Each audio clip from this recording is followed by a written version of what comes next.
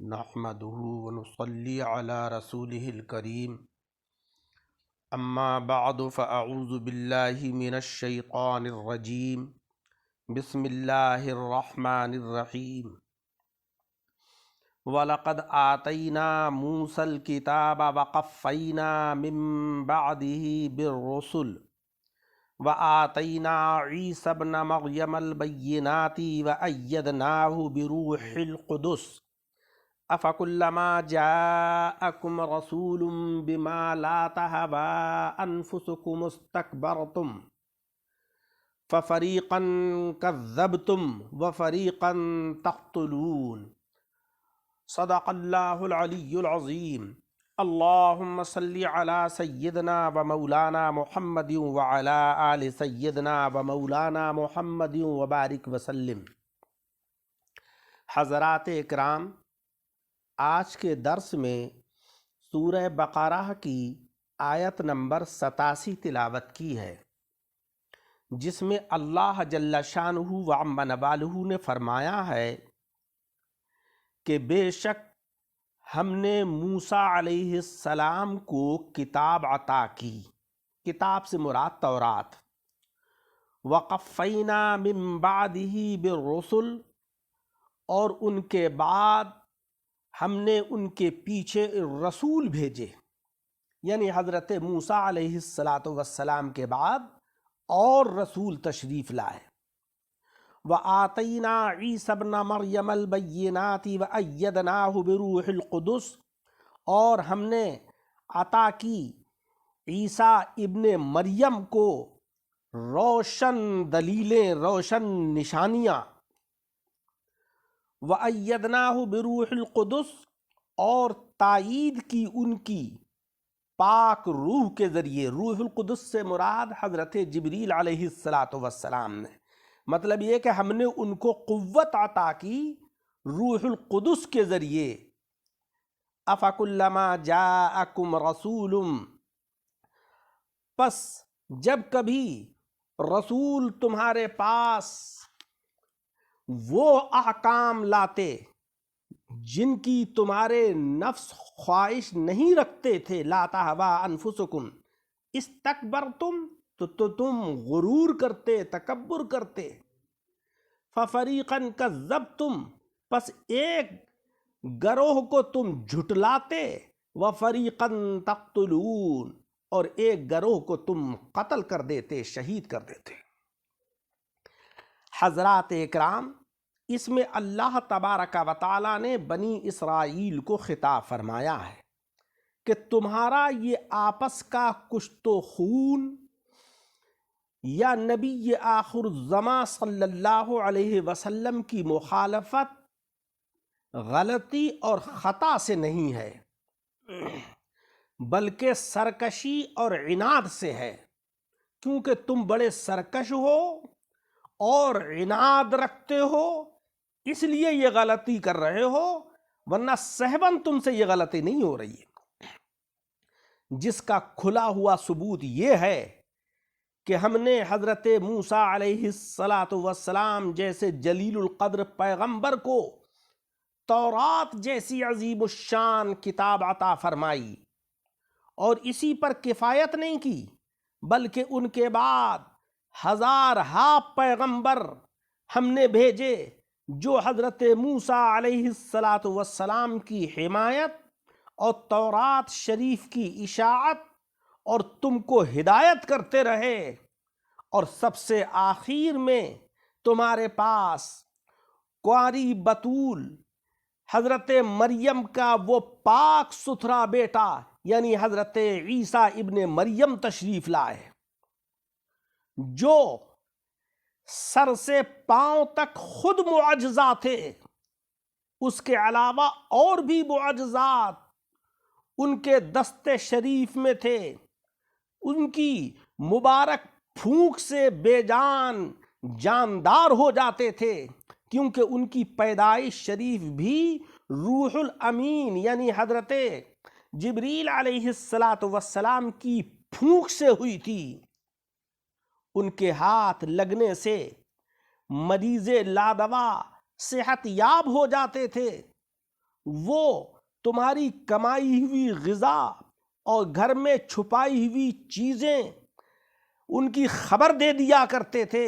اور سب سے بڑھ کر یہ کہ روح الامین حضرت جبریل علیہ السلام جیسے عظیم الشان فرشتے ان کے خاص خدمتگار تھے اور حاضر دربار تھے۔ یہ باتیں تمہارے ایمان پر رہنے کے لیے بہت کافی تھیں، لیکن اے بدنصیب یہودیوں، تم نے ہمیشہ یہ کیا کہ جب رسولوں نے تمہاری خواہشات کے خلاف احکام سنائے تو تم نے ان کو جھوٹا کہا، ان کی مخالفت کی، اور اسی پر صبر نہیں کیا بلکہ ایک جماعت حضرات انبیاء کرام کی تم نے شہید کر ڈالی، جیسے کہ تم نے شہید کیا حضرت زکریہ علیہ السلام کو، حضرت یحییٰ علیہ السلام کو۔ یہ وہ برگزیدہ شخصیات ہیں کہ جنہوں نے تمہاری ہدایت کے لیے تگ و دو کی کوششیں کی، مگر تم نے ان کو ناحق شہید کر دیا۔ اور حضرت عیسیٰ علیہ السلام کو بھی تم نے اپنی دانست میں سولی پر چڑھا دیا۔ وہ تو ہماری حمایت سے بچ گئے، اور نبیوں کے سرتاج جناب احمد مجتبی محمد مصطفیٰ صلی اللہ علیہ وسلم کے شہید کرنے میں بھی تم نے کوئی کسر نہیں چھوڑی۔ کبھی تم نے ان پر جادو کیا،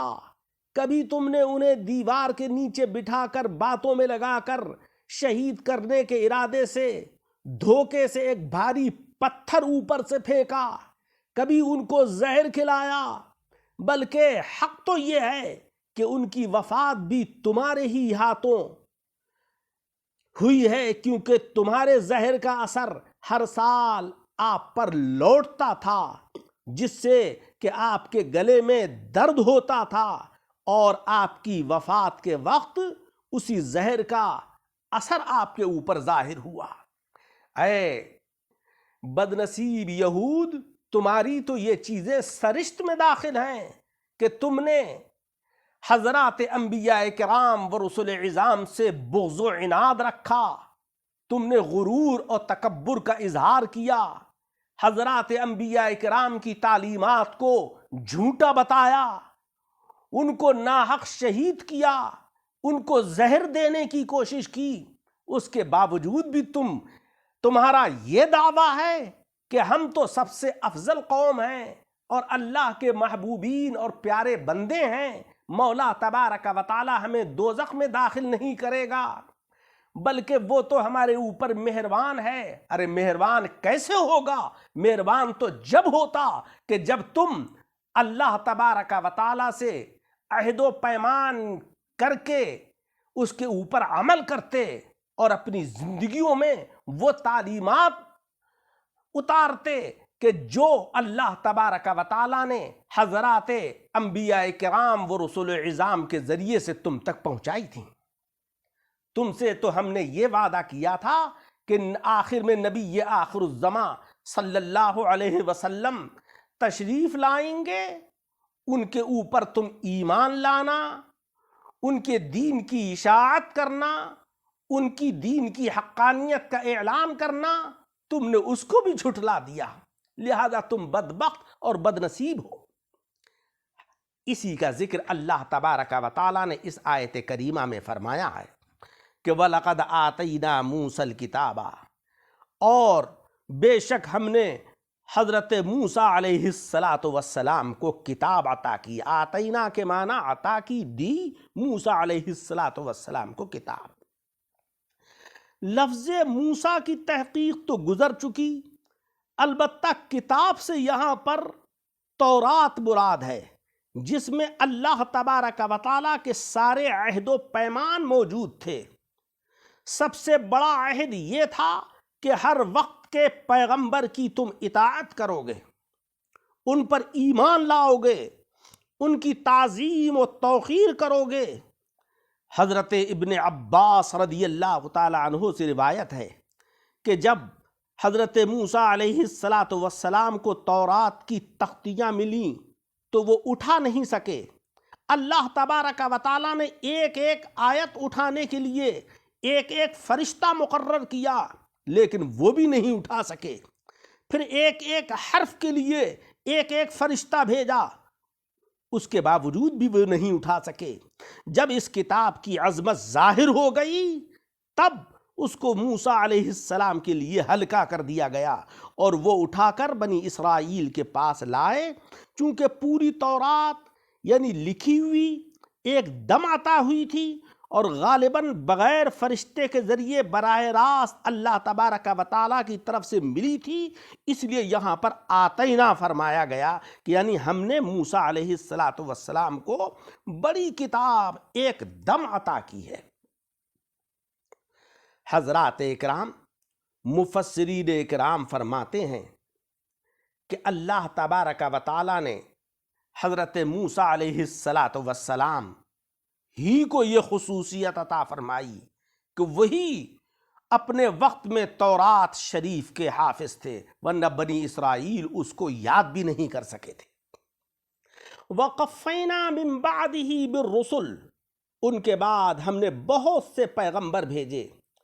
لفظ قفینا قفاؤن سے بنا ہے، جس کے معنی ہے